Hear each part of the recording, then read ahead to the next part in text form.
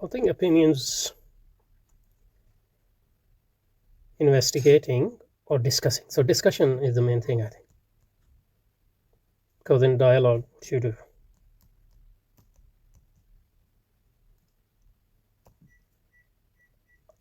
It's talking about opinion, but I think the better term would be claim. So we make claims in a dialogue of conversation.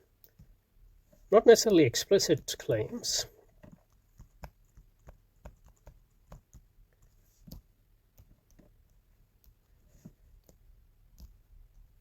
but at least implicit claims.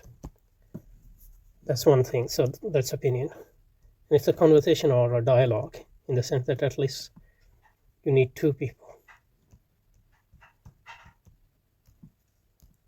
You need a partner in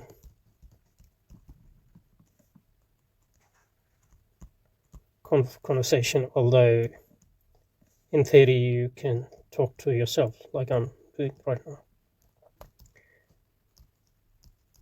But arguably self-talk would not have been possible without the model we have of talking with others. So the art of investigating or discussing the truth of opinions, or discussion,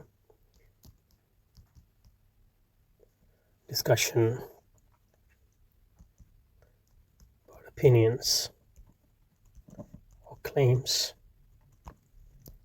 So the person, your partner in a dialogue or discussion or conversation, can ask for clarification. They can ask for reason of your claim.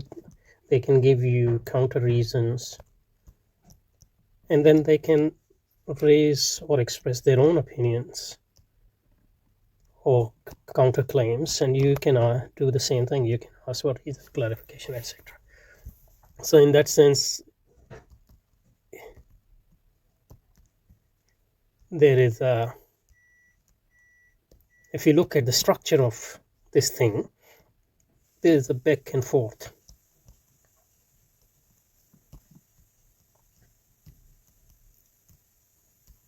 Of opinions, claims, information.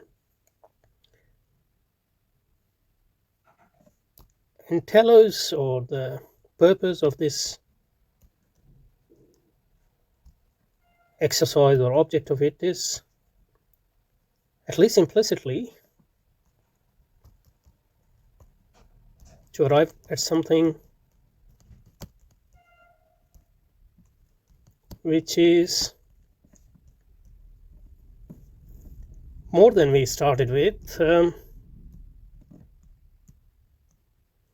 We sort of is a combination of both sides, not in terms of addition, but addition then subtraction, and maybe coming up with a new opinion or new information or new claim which sort of builds on those claims and counterclaims, but is something more than them.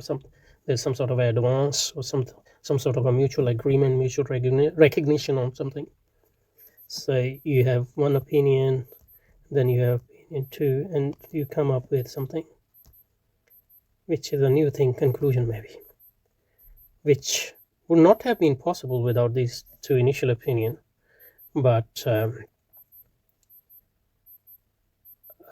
is more than them, and maybe even reject the basics of all both sides in a sense, in that simple manner. So in that sense, it actually resembles argumentation. Like you have premises and then you have conclusion. But I think it's different from argumentation, formal argumentation at least, in that it's more dynamic. And you start with premises, you come up with another premise, and you might amend your premises and reject them or modify them, etc., and you come up with a new conclusion or new opinion, which is now a conclusion, but that doesn't have to be exact synthesis or even eclectic combination of two premises. It can be something totally new. So in that sense, dialogue is in a sense